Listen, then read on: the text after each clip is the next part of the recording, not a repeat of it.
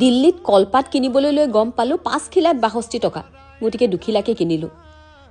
গাঁৱত যে আমি বিচাৰিলে কলপাতখন, বিচাৰিলে পাচলিকেইটা, কিন্তু কি আচৰিত, গাঁৱৰ সেইখিনি মানুহে আহি চহৰত যেতিয়া থাকে আন্তৰিকতাবোৰ সলনি হৈ যায়। ৰাতিপুৱাৰ পৰা গৰুকেইটালে মনত পৰি আছিল, গতিকে বিজ্ঞানৰ যুগত ভিডিঅ' কল কৰিয়ে সিহঁতক চালোঁ। বীৰ আৰু যোগীয়ে যে এটা এটা গৰুক নামো দি থৈছে। গৰুকেইটালৈ সিহঁতৰ বিৰাট হেঁপাহ। চহৰত জেতুকাৰ পাত নাথাকিলেও মেহেন্দিৰ কোণ আনি হ'লেও লগালোঁ।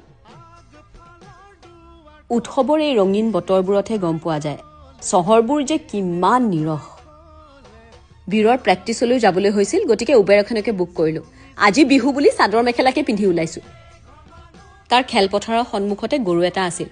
ইমান হেঁপাহেৰে আগবাঢ়ি আহিছিল, বীৰৰ কাৰণে নিয়া কলৰ 2টা টাকু দিলোঁ। আমাৰ ঘৰৰ কেইটাক বা আজি কি কি খোৱালে। ইয়াত যে বিহুৰ কোনো উমঘামে নাই।